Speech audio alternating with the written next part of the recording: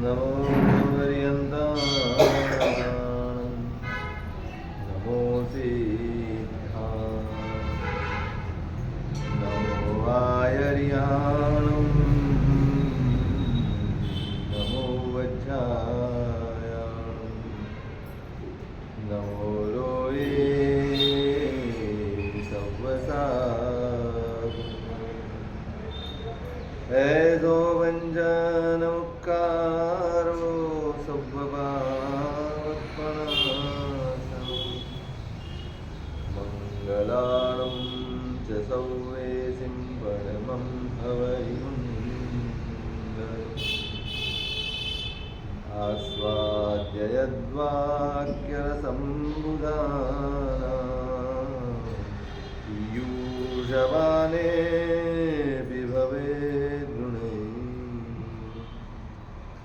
નમામિદં વિશ્વજનીનવાચં વાચં યમેન્દ્રં દિનવર્ધમાન ઓકારં બિંદુસંયુક્तं નિત્યં ધ્યાયન્તિ યોગિનઃ કામદં મોક્ષદં ઓંકારાય નમો નમઃ અજ્ઞાનતિમિરાન્ધં જ્ઞાનાંજનશલાકયા નેત્રમન્મીલિतं येन તસ્મૈ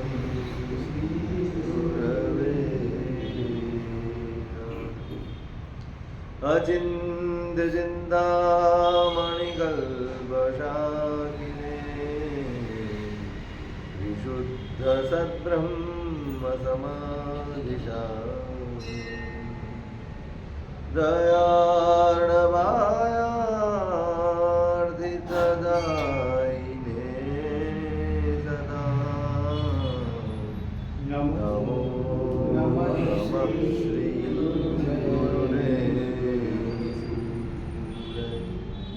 नमो नमः श्री गुरुदेवसूरये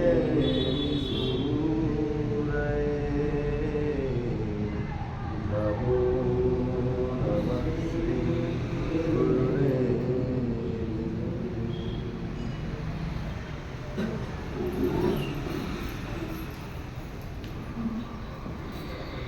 औदार्यं दाक्षिण्यं पापविमुक्तात् निर्मलोदः लिंगानि धर्मसिद्धे कायेन जनप्रियत्वं च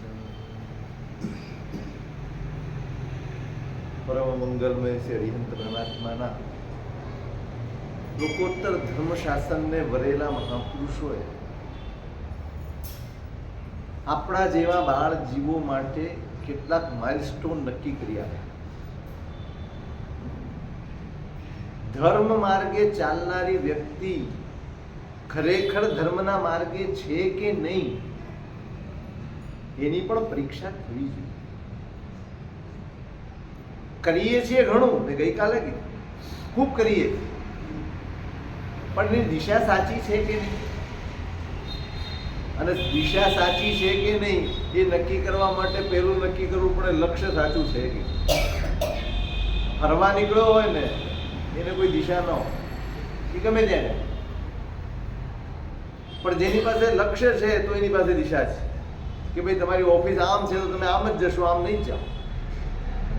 લક્ષ્ય હો, કયા લક્ષ્યથી આપણે આ બધું જ કરીએ છીએ. કાંઈ ઓછું નથી કરતા, જરાય ઓછું નથી કરતા, અઢળક કરીએ છીએ. એમાં આજના જમાનામાં તો પૂર આવ્યું છે.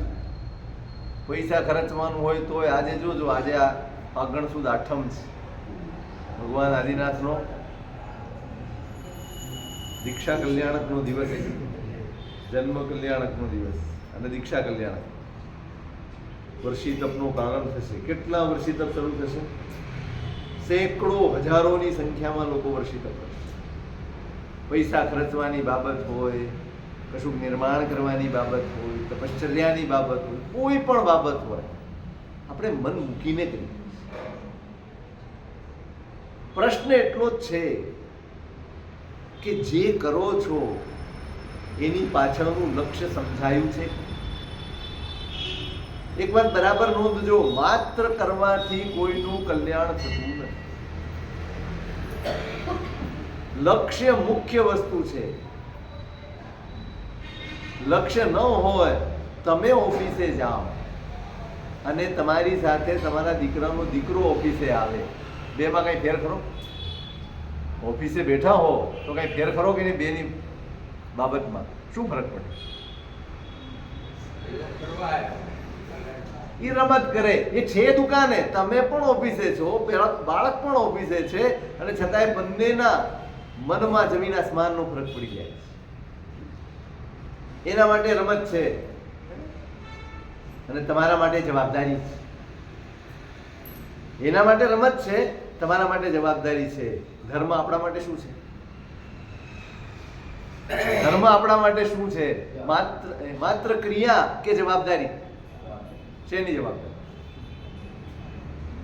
મોક્ષ ભૂલી જાઓ. શેની જવાબ? મોક્ષ ને શું કરવો તમારે? શેની જવાબદારી? ધર્મ એ શેની જવાબદારી? ધર્મ એ મારા આત્માની જવાબદારી. તમે કોણ છો અજીતભાઈ? તમે કોણ છો? ના, ખરેખર બહુ પ્રામાણિકપણે મારે મારી જાતને પૂછવાનું છે, હું કોણ છું?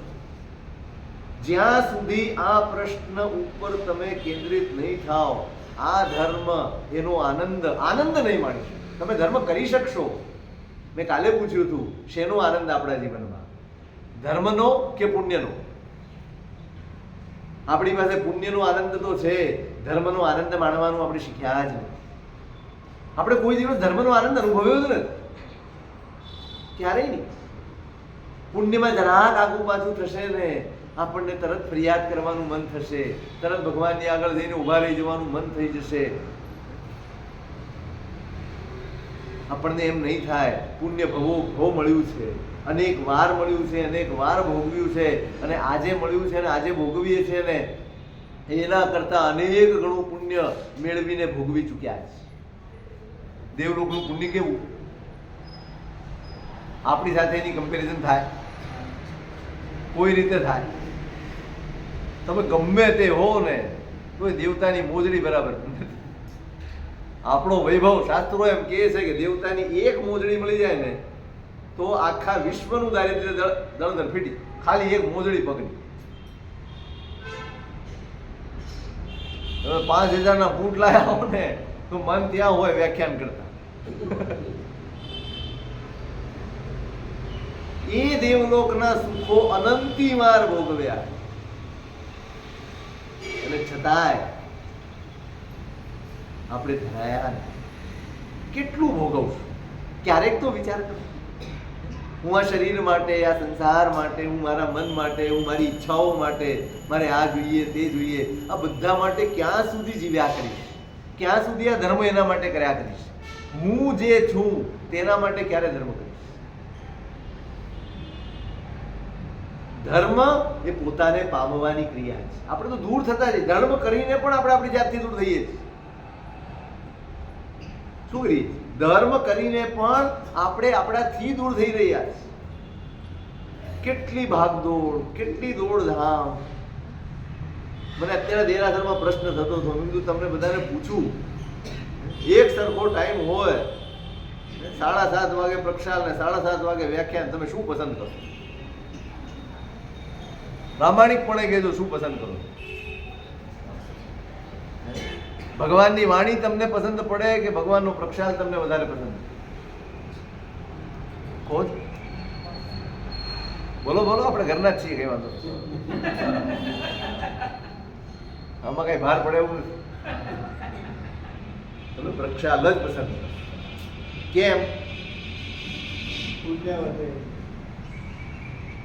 થોડાક નહીં, પુણ્યની જરૂર છે, જરાય નિષેધ નથી, પણ પુણ્યની જ જરૂર છે. જે પુણ્ય સાથે સમજણ જોડાયેલી નથી એ પુણ્ય તમારા સંસારના પરિભ્રમણને વધારી દેશે અને ભગવાન પામ્યા પછી, દેવગુરુ ધર્મ પામ્યા પછી સંસારનું પરિભ્રમણ વધે ને આના જેવી કરુણતા સંસારની બીજી એક પણ ન મળ્યો હોય ને રખડે ને તો સમજાય. પણ દિશા દેખાડનારા મળ્યા હોય, આપણને સમજાવનારા મળ્યા હોય, જ્ઞાન આપનારા મળ્યા હોય, જ્ઞાન મળ્યું હોય, બધું જ મળ્યું હોય અને છતાંય આપણે ભટકી જઈએ તો આના જેવી કમનસીબી બીજી કઈ હોય?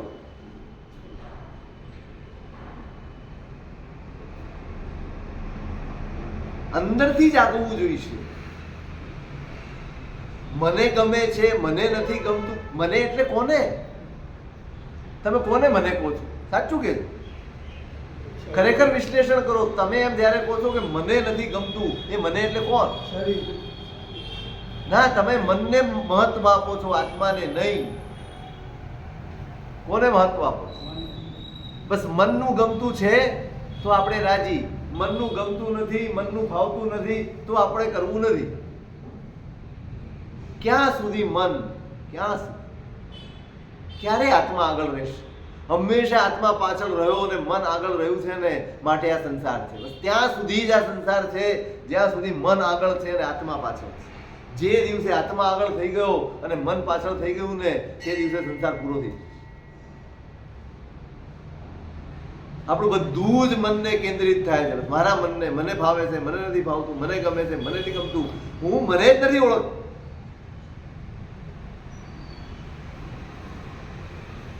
ક્યાં સુધી આ પુણ્યની પાછળ દોડ્યા કરશો? ક્યાં સુધી? કેટલું મેળવવું છે તમારે?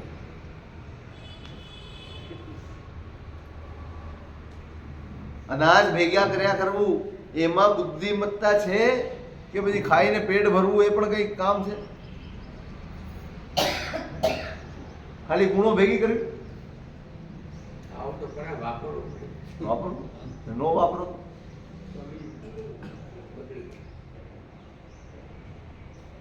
પુણ્ય શેમાં વપરાશે તમારું? સાચું, આ પુણ્ય ભલે ભેગું કરો તમે, કબૂલ, શેમાં વાપરવું છે? શેમાં વાપરવું? બરાબર સમજો. પુણ્યનો ઉપયોગ કરતા આવડશે ને, આ પુણ્ય તમને ક્યાંય નું ક્યાંય પહોંચાડશે. અને પુણ્યનો ઉપયોગ નહીં કરતા આવડે ને, તોય ક્યાંય નું ક્યાંય પહોંચાડી દેશે. કા ઉપર ને કા નીચે, તમારા હાથમાં છે. એનો ઉપયોગ કેમ કરવો? મળશે બધું જ, તમને મળે બધું અને સારું જ સૂઝે તો સમજો કે પુણ્યાનુબંધી પુણ્ય છે. તમને મળે બધું અને નબળું સૂઝે તો સમજો પાપાનુબંધી પુણ્ય લઈને આવે. તમારા પુણ્ય કેવા છે એ તમારા જ પરિણામો બતાડશે, તમારું જ મન બતાડશે, તમારી જ ઈચ્છાઓ બતાડશે. શું કરવું છે? કેન્દ્ર બદલાવવું જોઈએ, લક્ષ્ય બદલાવવું જોઈએ. અનંત કાળથી આ પુણ્યની લાલસાથી ધર્મ કર્યો છે. જે ધર્મ મળ્યો ને એ કર્યો છે. આપણે કોઈ ધર્મ છોડ્યો નથી, કોઈ ધર્મ છોડ્યો કર્યો છે. અનેક વાર આ ધર્મ પણ કર્યો છે, પણ કેન્દ્ર ન બદલાયું, લક્ષ્ય ન બદલાયું. કેન્દ્રમાં એક જ રહ્યું, બસ મારું બધું જ સરસ રહે, મારું બધું જ સચવાયેલું રહે, કંઈ જ મને તકલીફ ન પડે, એના માટે હું બધું જ કરવા તૈયાર. મેં માત્ર એક ભાવનો વિચાર કર્યો. બાકી આખી લાંબી યાત્રા, મેં કાલે કહ્યું, બહુ જ લાંબી યાત્રા છે. એક 4 દિવસના પ્રવાસ માટે પણ તમે કેટલી બધી તૈયારી કરો છો, અને આખા લાંબા પ્રવાસ માટે આપણી કોઈ જ તૈયારી નથી. શું લઈને જવું છે?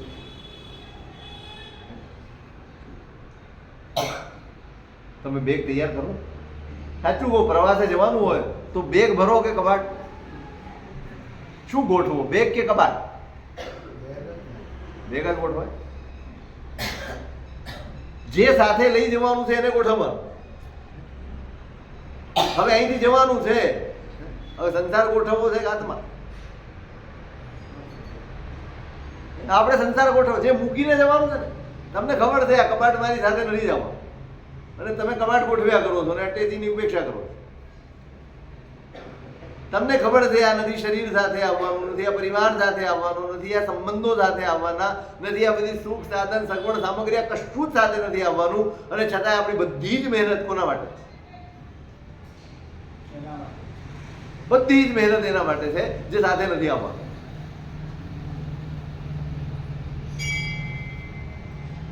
કેટલું સરસ માર્ગદર્શન આપ્યું છે મહાપુરુષે. તમારો ધર્મ, તમારું લક્ષ્ય બદલાયું છે ધર્મનું, એની નિશાની આપી છે.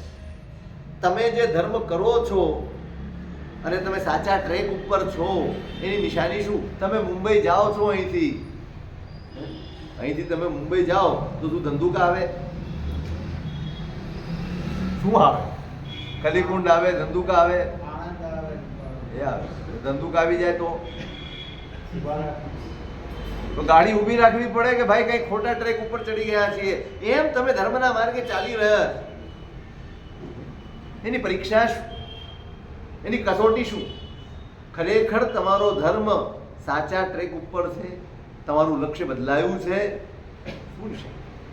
હરિભદ્ર સુરી મહારાજે બહુ સરસ આપણને માર્ગદર્શન આપ્યું છે. બસ તમે જ તમારા પરીક્ષક થાઓ, પરીક્ષક થાઓ, તમારા પરીક્ષક. આ શાસન આટલું જ શીખવાડે છે. તમારી અંદર જુઓ, પારકી પંચાયત ધર્મ હોતી જ નથી. હું એમ કહું કે આ બરાબર નથી ને એટલે અધર્મ છે. હું કેટલો બરાબર છું અને મારે શું કરવાનું છે, આટલી જ ચિંતાને ધર્મ કહી છે.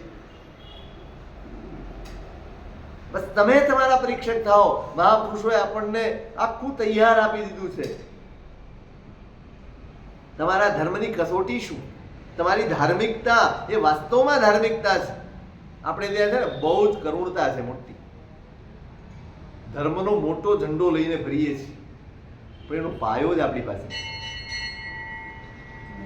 કેમ? આપણો ધર્મ તેજસ્વી નથી, બળવાન નથી.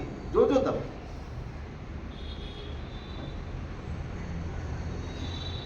જે ધર્મ તેજસ્વી હોય ને ત્યાં શાંતિ બહુ હોય, ત્યાં પ્રસન્નતા બહુ હોય, ત્યાં અરસપરસ પ્રેમ બહુ હોય. તમારો ધર્મ બળવાન છે, તમારો ધર્મ શક્તિ સંપન્ન છે, તેજસ્વી છે, એની નિશાની શું? તમારી પાસે ખૂબ પૈસા છે, તમે ખૂબ કામો કરો છો બહારના, તે ના, તમે બહારથી કેવા છો એ ધર્મની તાકાત નથી. તમે અંદરથી કેવા છો ને એ ધર્મની પરીક્ષા. તમે બહારથી કેવા છો એ પુણ્યની પરીક્ષા છે, તમે અંદરથી કેવા છો એ ધર્મની પરીક્ષા છે. તમારો ધર્મ પરખાય છે તમારા અંદરથી અને તમારું પુણ્ય પરખાય છે તમારા બહારથી.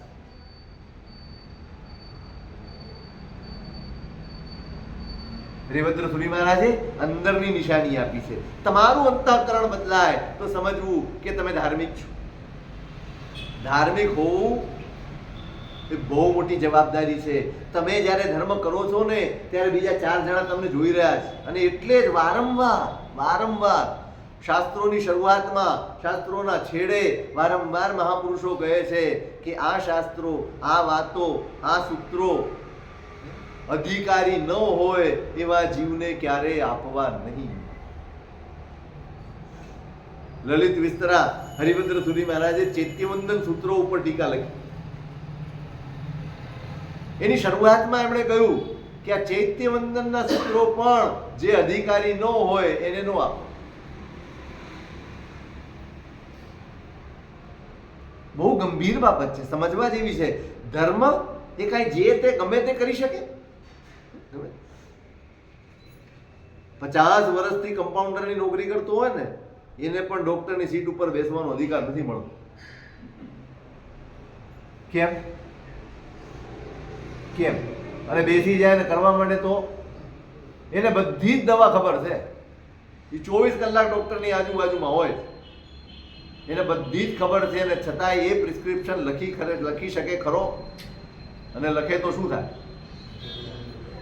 ગુનેગાર ગણાય, કેસ થાય, જેલ થાય, બધું જ થાય, બધી જ આવડત, અને છતાંય કેમ? અધિકાર. તમારી પાસે સર્ટિફિકેટ. આપણે તો કોઈ સર્ટિફિકેટની જરૂર નથી. જેને જે મન થાય કરી શકે, જે મન થાય કરો. કોઈ પૂછનાર જ નથી કે તમે વાસ્તવમાં તમે જોજો, ધર્મની જે પરિસ્થિતિ આપણે નિર્માણ કરી છે, જે ખરેખર સમજુ લોકો છે, જે વિચારક લોકો છે ને, એ આપણા ધર્મથી ભાગે, આપણી ક્રિયાઓથી ભાગે. કેમ? ક્વોલિફિકેશન વગર બધા કરવા માંડ્યા. જેને જેમ ભાવે એમ કરે. મને આમ ફાવે તો હું આમ કરું, મને આમ ફાવે તો હું આમ કરું. કશું ભણવું નથી, કશું જાણવું નથી, કશું સમજવું નથી, કશું શીખવું નથી, કાંઈ જ નહીં. આમ જ થાય. અરે અમે 50 વર્ષથી કરીએ. તું ઓળી કોણ છે મને કહેવા? વધી ગયું.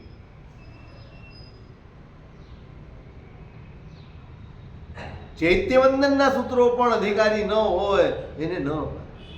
ધર્મે જવાબદારી છે. તમે કરો છો તો તમારી પાછળની 4 પેઢી તમને જોઈને એ જ કરે છે.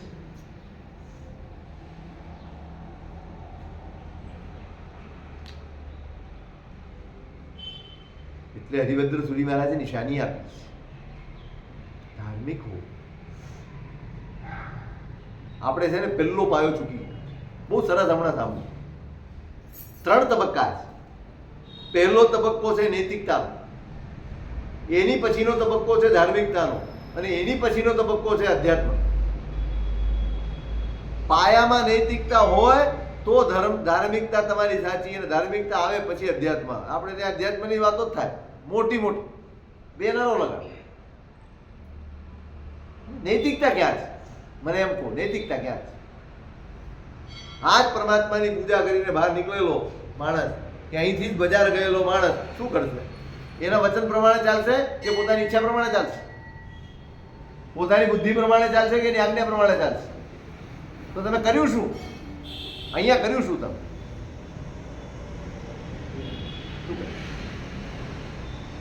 80 વર્ષથી તપ થશે, સમૂહમાં વર્ષથી તપ થાય, બેસણા થાય. કેવી રીતે બેસવું થાય? પૂછો, કેવી રીતે બેસવું? કેટલા વાના જોઈએ આપણે? લોકો પૂછે સાહેબ સમૂહમાં છે નહીં તો નથી કરવું. એટલે સમૂહમાં વર્ષી તપ ન થાય.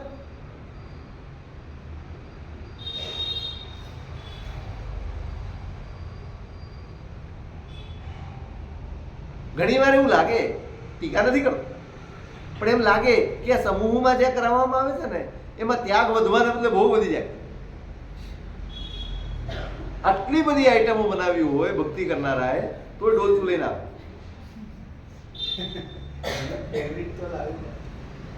એક વસ્તુ તો રહી જ છે, આ તો ત્યાં નહીં જ હોય. નાના વગર મને ચાલે એવું નથી. આપણે આદિનાથ ભગવાનના પ્રતિક રૂપ, એમનું તપ તો 400 ઉપવાસનું તપ હતું. આપણે કરી શકતા નથી માટે વચ્ચે બેસણું નાખીએ. કેને કીધો એકાદશી પર દ્વાદશી કીધાથી શું કહેવાય? 11 છે મારે આજે. આજે મારે કાંઈ અનાજ નથી ખાવાનું. એટલે 12 ખાય ને એના કરતા 11 વધારે ખાય. કેને કીધો એકાદશી પર દ્વાદશી કીધાથી એનાથી વધારે ખાય. આજે કેમ અનાજ નથી ખાવાનું ને ફરાળ ખાવાનું, ખાને જ રાખે આખો દિવસ. ચવાણું ખાય, ચા પીવે, ફ્રૂટ ખાય ને તમને એમ થાય કે આ કઈ જાતનો ઉપવાસ? તપ, પ્રભુના શાસનનું તપ વરેલા છો ભાઈ. કેવો તપ હોય! આ શરીરને જાડું કરવા નથી તપ કરવાનું ભાઈ, ટકાવા જ કરવાનું. તમારી આરાધના સરસ થાય, તમારા પરિણામ ટકે, તમારા અધ્યવસાય સરસ રહે, તમે ઉલ્લાસપૂર્વક આરાધના કરી શકો એટલા માટે આ ટેકો આપ્યો છે. આપણે તો એવી રીતે કરીએ, ગઈકાલનો ઉપવાસ હતો એનું સવારનું બેસવું હોય, આવતીકાલના ઉપવાસ માટે સાંજે બેસવું હોય. કાલે નથી મળવાનું એમ સમજીને સાંજે ખાય, અને ગઈકાલે નથી મળ્યું એમ સમજીને સવારે ખાય. પણ શું યાર, નહીં ઉપવાસનો આનંદ જ નથી.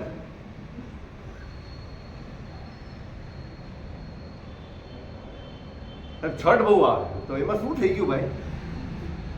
હમણાં થયું ફાગણ સુદ પૂનમ ના ઘણાએ ઉપવાસ ન કર્યા, ફરજિયાત છે. 3 ચોમાસી ફરજિયાત છે, પણ કેમ? જો ફાગણ સુદ પૂનમ નો કરે ને તો આ મધમાં ફરી ઉપવાસ આવે, છઠ આવે. 2 છઠ નો કરે. અને 400 ઉપવાસના પ્રતીકમાં તમે આ કરો છો, એક ઉપવાસમાં ઢીલા પડી.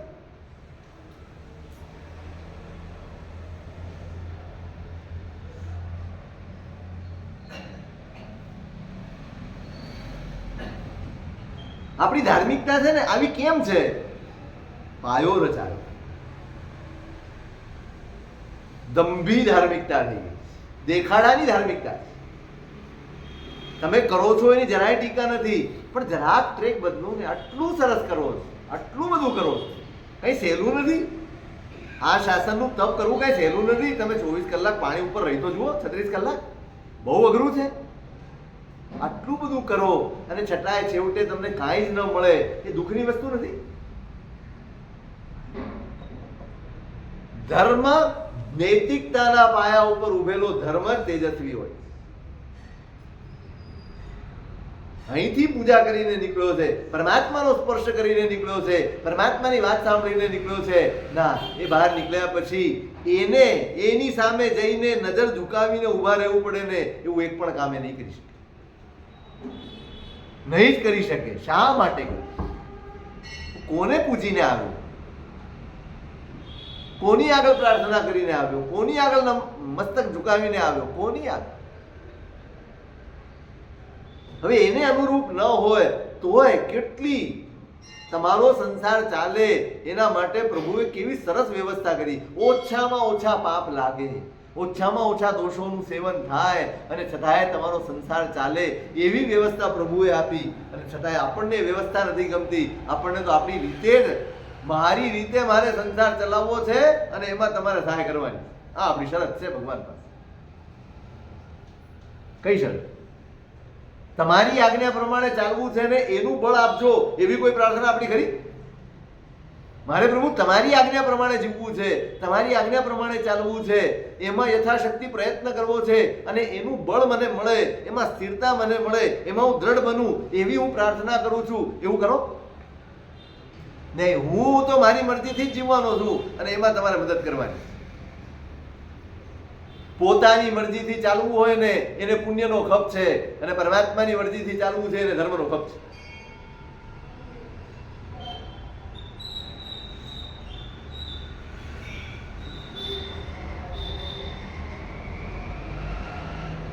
નિશાની આપી હરિભદ્ર શ્રી મહારાજે. આપણી ધાર્મિકતા સાચી છે કે નહીં તપાસ. આમ 4 લક્ષણ આપ્યા છે ને આમ 5 આપ્યા.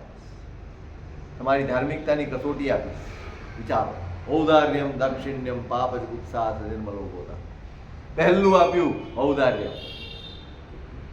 જેમ જેમ ધર્મ થતો જાય એમ એમ ઉદારતા વધતી. પન્યાસજી મહારાજે નામ સાંભળ્યું છે? પન્યાસજી મહારાજ, ભદ્રંકર વિજયજી મહારાજ, નૌકારના. ઘણા નામે નથી સાંભળ્યું ખરેખર. એમણે બહુ સરસ અર્થ કર્યો છે. દાન અને ઉદારતામાં શું ફરક? દાન અને ઉદારતા બેમાં કઈ ફરક? પોતાની ઈચ્છાથી આપવું ને એ દાન છે, અને જરૂરિયાતથી આપવું ને એ ઉદારતા છે. જરૂરિયાત શું છે? અત્યારના સમયમાં છે ને આ બહુ જ મોટી કરુણતા છે. આપણે ધ્યાન કરીએ છીએ, પૈસો વાપરીએ છીએ, પણ ક્યાં? જરૂરિયાત છે ત્યાં કે મારી ઈચ્છા છે ત્યાં? વિચારજો. અત્યારે આખી શાસન વ્યવસ્થામાં ગડબડ આ થઈ છે. હું મારી ઈચ્છા છે માટે વાપરીશ. જરૂરિયાત ક્યાં છે? સંઘને ક્યાં આવશ્યકતા છે? શાસનને ક્યાં જરૂરિયાત છે એ હું વિચારતો નથી. મારું મન શું કહે છે એ હું વિચારું. આપણું ઉદાહરણ નથી. અને એમાં ને એમાં તમે જુઓ કેવી પરિસ્થિતિ થઈ છે. ના નથી પાડતો, તમે જોજો. ધજા ચડાવવાની હશે ને તો 18-20 કરોડ બોલી જઈશ મારા ભગવાનની. પણ એક માણસને બેઠો કરવો હશે ને તો તમારી પાસે 5,000 રૂપિયા નથી.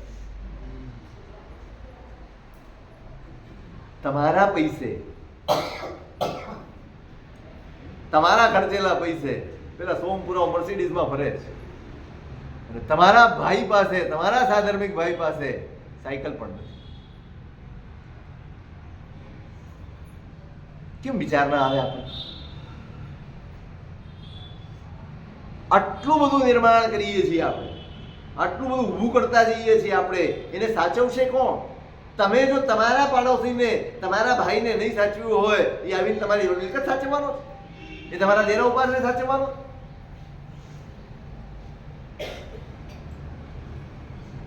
કેવો સંઘર્ષ!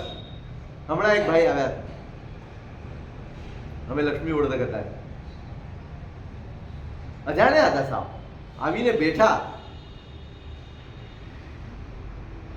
એને રડવાનું જ બાકી રહે ના. એ કંઈક કશું એટલે માગવામાં પણ ફરક હોય. એ સાહેબ હું ઓળખતો નથી આપ, અને ગુરુ મહારાજને કહેવું કે નહીં એ પણ દુવિધા છે, પણ મારે મારી વાત મૂકવી છે આપની. એની આંખોમાં હું જોતો બસ ટપક થવાની બાકી હતી. રિક્ષા ચલાવે છે, રિક્ષા ચલાવે, એમાં પડી ગયા, માથામાં વાગ્યું. હવે એવી ઇન્જરી રહેલી છે કે ગમે ત્યારે ચક્કર આવી, રિક્ષા પણ વ્યવસ્થિત ન ચલાવી શકે.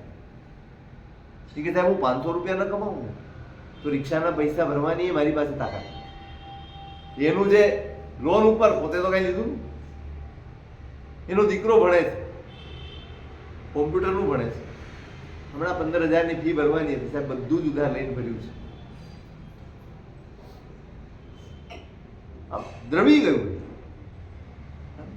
એક ઉપદેશ આપીને 10 કરોડનું દેરાસર ઊભું કરી શકાય છે, પણ મારો લાખેણો માણસ, મારો સાધર્મિક, એને હું કાંઈ કરી શકું? હું એમ ન કહી શકું ભાઈ 10,000 એને આપને, સાહેબ શું ભરોસો? અરે તમે અહીંયા 50 કરોડ આપો છો, તમે સવાલ નથી પૂછતા? સોમપુરો શું કરે છે, પેલો પારસપાણા વાળો શું કરે છે, સવાલ પૂછો છો? અહીંયા સવાલ તું એ મહેલ બાંધી દેશે તમારા 10,000માં?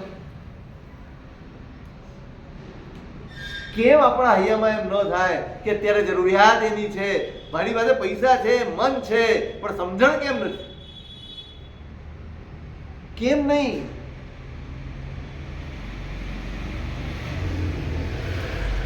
કદાચ તમને અહીંયા કહ્યું હતું પહેલા પણ, કદાચ યાદ નથી, મને ટેકરાવાળા રાજુભાઈ એક દાખલો દીધો. અહીંયા કોઈ સંસ્થા ચાલે છે અમદાવાદ,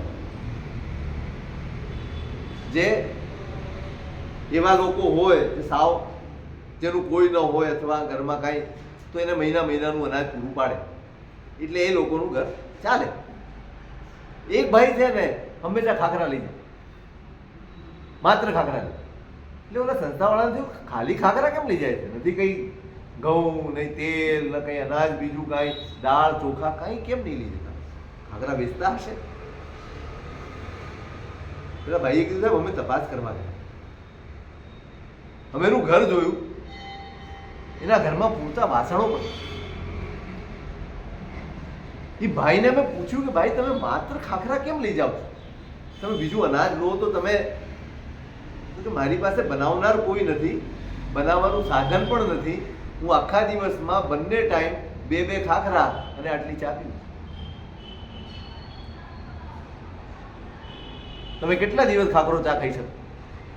આખો દિવસ ખાખરો ચા ખાવાની હોય 2 વખત, કેટલા દિવસ થાય? અમારો ભાઈ છે, અમારો સાધર્મિક.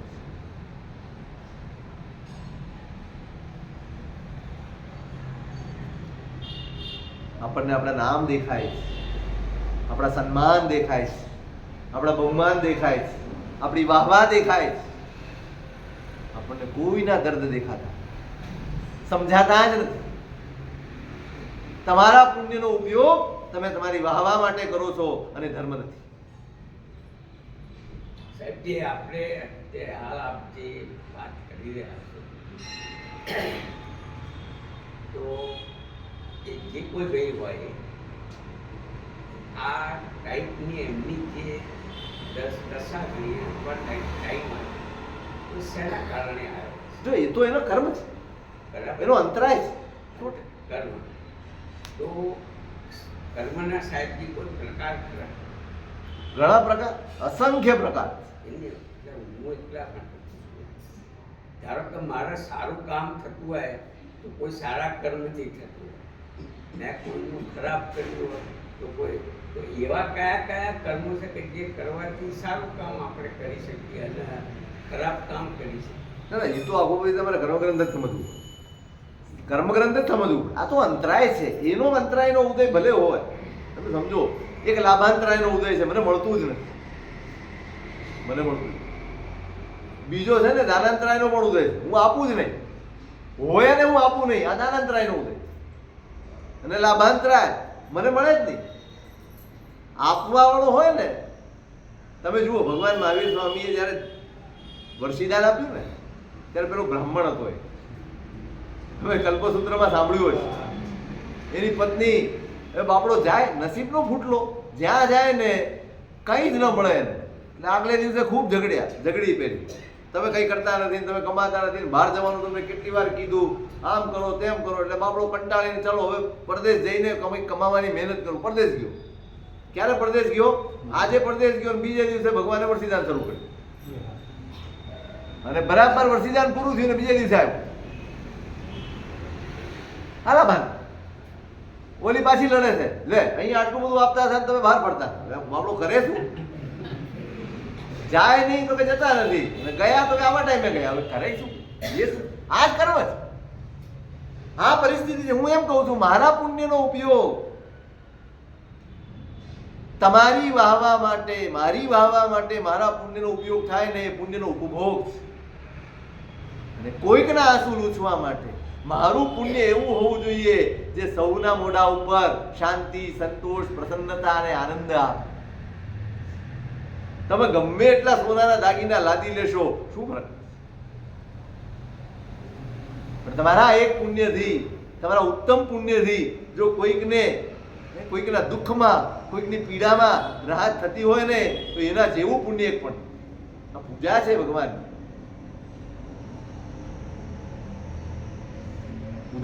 ઉદાર્યમ, ઉદારતા. સતત જુએ બસ મારી શક્તિ કેટલી, મારી શક્તિ પ્રમાણે મારે કરવું છે. સતત એના મનમાં થાય આનું કરું. ભલે કરી ન શકે પણ મન બધું જ ન કરી શકાય, સ્વાભાવિક છે, ન જ કરી શકાય. પણ જેટલું થાય એટલું કરવાનું સતત મન થયા કરે. ઉદારતા આવે અંદર, સ્વભાવની પણ ઉદારતા. એકલો પૈસો આપવો એ જ ઉદારતા નથી, સ્વભાવની પણ ઉદારતા. સહુને પોતાના ગણીને ચાલે ને આપણે ઉદારતા જ. જતું કરવાની વૃત્તિ આવે ને એ પણ ઉદારતા જ. તમે સામાયિક કરતા હો, પ્રતિક્રમણ કરતા હો, રોજ એક જ જગ્યાએ બેસતા હો, ત્યાં કોઈ બીજું આવીને બેસી ગયું ને તો બાજુમાં શાંતિથી બેસી જાઓ તો એ પણ ઉદારતા.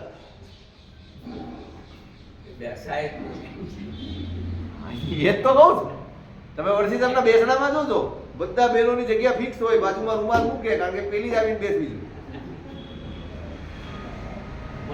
હવે તો ભાગ્ય જો કે અજાણી કોઈ આવીને બેસી ગઈ અને તમારે બાજુમાં બેસવું પડ્યું હોય ને, આ તું બેસવું બગડી ગયું. એટલે બધી આઈટમ તો ઝાપટી, એ કશું છોડીને તો આવ્યા નથી. એવું નથી કાંઈ કે એવું શોખ સભા હતી, બધું ખાધું. ઉઠાડી શકાય એમ હોય તો તમે ઉઠાડી જ દો. આટલા માટે પણ આપણે ક્લેશ કરી લઈએ, આટલા માટે પણ આપણે ગમે તે બોલી લઈએ, આટલા માટે પણ આપણે આપણું મન બગાડી લઈએ. અને ખાલી મન નથી બગડતું, ધર્મ જ બગડી જાય. એટલે બેસીને જમવાનું છે, એ થોડી રહેવાનું નહીં. મારી બાજુમાં તો આ જ જોઈએ, પણ તું કરશે. આ કેવું? આટલી બધી અનુદાન. અરે ભલે ને આજે અહીં બેસી ગયા તો હું અહીંયા બેસી જાઉં. વ્યાસ શું કરવું છે?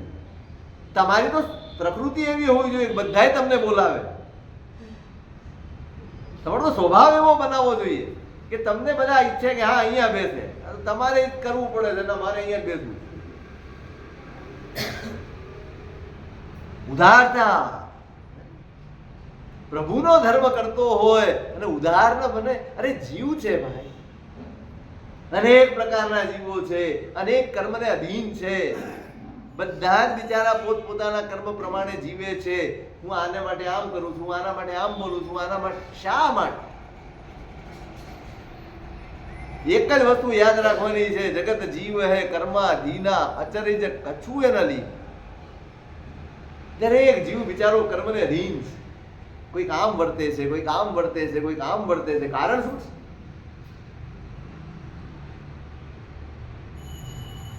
કર્મ છે. ઉદાર થવાનું હોય. મારી ક્ષમતા હશે, મારી શક્તિ હશે તો હું એને સમજાવીશ, હું એને બદલીશ, હું એને સુધારીશ. અને નહીં તો પ્રેમ તો નહીં ઓછો. ઉદારતાનું આ લક્ષણ છે. પ્રેમ વધે તમારો. શું વધે?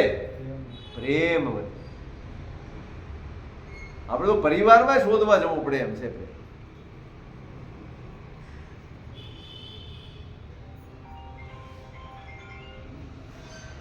ઔદાર્યમ પહેલું લક્ષણ આપ્યું છે. ઔદાર્યમ.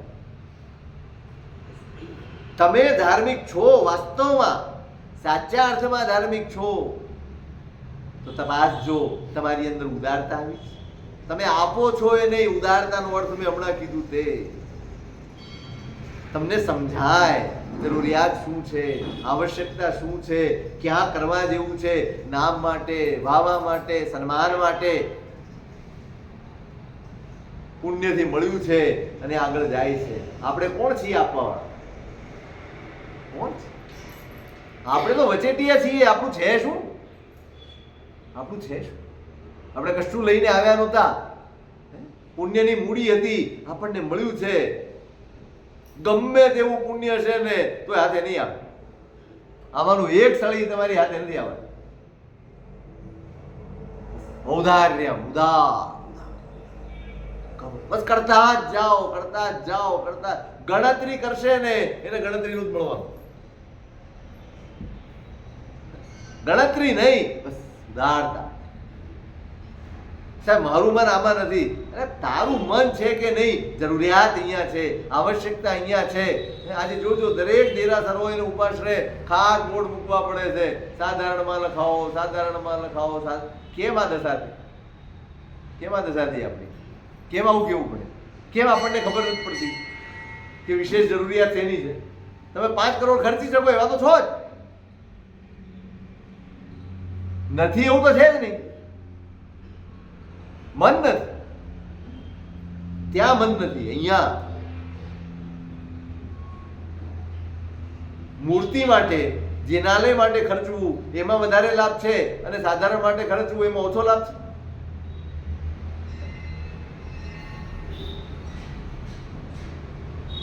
સકળ સંઘને, સકળ સંઘના યોગ ક્ષેમ માટે ખપમાં આવે એવું દ્રવ્ય. ઔદાર્ય. ઉદારતા આવતી જાય, ઉદારતા વધતી જ જાય.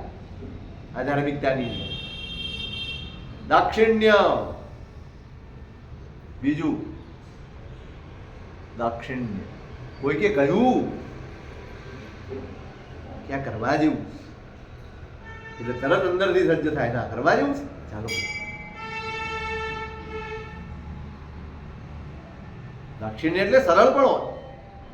દાક્ષિણ્ય એટલે જુએ કોઈકને માત્ર પોતાની ઈચ્છાથી કરે ને એ વાસ્તવમાં ઉદાર પણ નથી અને દાક્ષિણ્ય વાળો પણ. મને ખબર નથી પણ ક્યાં જરૂરિયાત છે કે સાહેબ જ્યાં જરૂર હોય ને અમને યાદ કરજો. કયા ક્ષેત્રમાં જરૂર છે અમને ખબર નથી. અમે તો આટલામાં જ છીએ. જ્યાં પણ જરૂર હોય સાહેબ અમારો અમને લાભ આપો.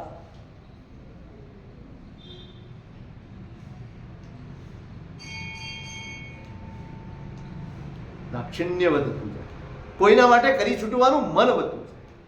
કોઈના માટે કોઈ પણ સ્વરૂપે કરવું પડે કરવા.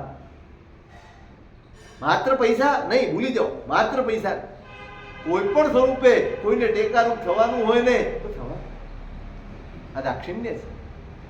આ પાયાના ગુણો છે, આ માનવીય ગુણો છે. ફરીવાર કહું છું, જ્યાં સુધી માનવીય ગુણો, નૈતિકતાના ગુણો નહીં આવે ત્યાં સુધી ધર્મ એ માત્ર દેખાવ અને દંભ બનીને રહે. પાયો રચો. તમારી પોતાની જાતની તપાસ કરો. આ ગુણો વિકાસ પામે છે કે સ્વાર્થ જ વિકાસ પામ્યો છે? સ્વાર્થ જ વધ્યો છે? ક્લેશ જ વધ્યા છે? કે પ્રેમ વધ્યો છે? કે ઉદારતા વધી છે? શું વધ્યું છે? જેમ જેમ પુણ્ય વધે છે ને, અત્યારે શાસનનું પુણ્ય ખૂબ છે, વ્યક્તિઓનું પુણ્ય ખૂબ છે, પણ એ પુણ્યની ઉપલબ્ધિ શું છે? પુણ્યનું પરિણામ શું છે? અહંકારના ટકરાવ સિવાય કઈ છે?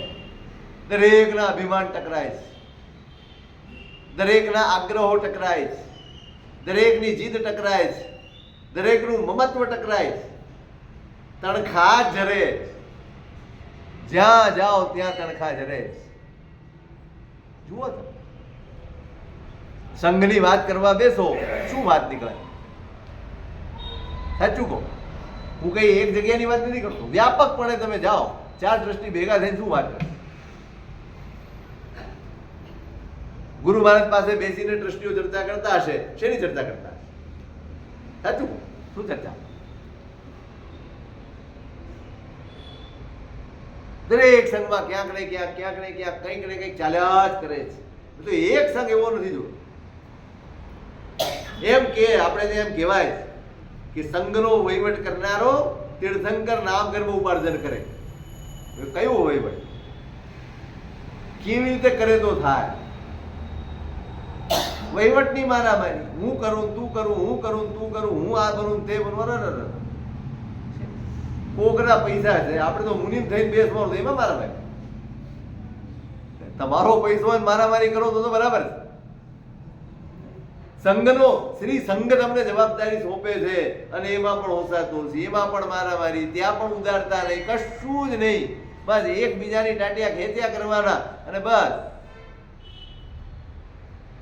શું ચાલે આમાં? તીર્થંકર નામ કરવાની વાત ક્યાં રહી? અહીં તો સદગતિમાં જાય તો ઘણી મોટી વાત છે. એવું લાગે ઘણી વાર કે સંઘનો વહીવટ કરે ને એના મનમાં કેવા કેવા વિચારો અને કેવી કેવી વૃત્તિઓ પેદા થઈ જાય, કેવા કેવા દ્વેષ અને ધિક્કારના ભાવ પેદા થઈ જાય, પોતાનો ભાવ ને પોતાનો ધર્મ બધું જ બગાડી નાખે. કેવા ક્લેશો! કેવા!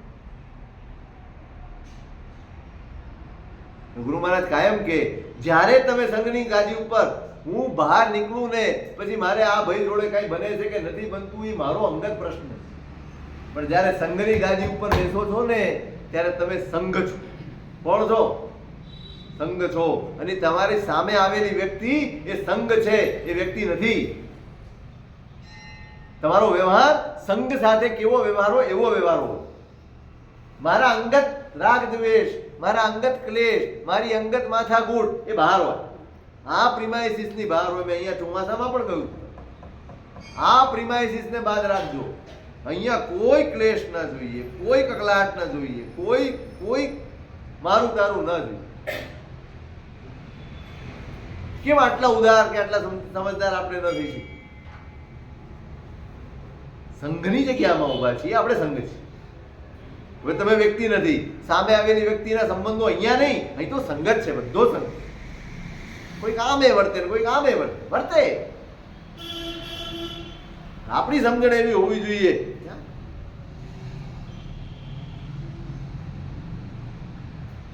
ઔદાર્યમ, દાક્ષિણ્યમ, 5 લક્ષણ છે. સમજશું. હજી કાલનો દિવસ છે આપણી પાસે. લક્ષણો સમજશું. આપણી ધાર્મિકતાની આપણે કસોટી કરવાની, આપણી ધાર્મિકતાને આપણે પરખવાની છે. જો લાગે કે આ થાય છે તો રાજી થવા જેવું છે, અને નહીં તો સાવધાન થવા જેવું. એટલા માટેની આ વાત છે. વિશેષ શું સ્વરૂપ? ધન્યવાદ.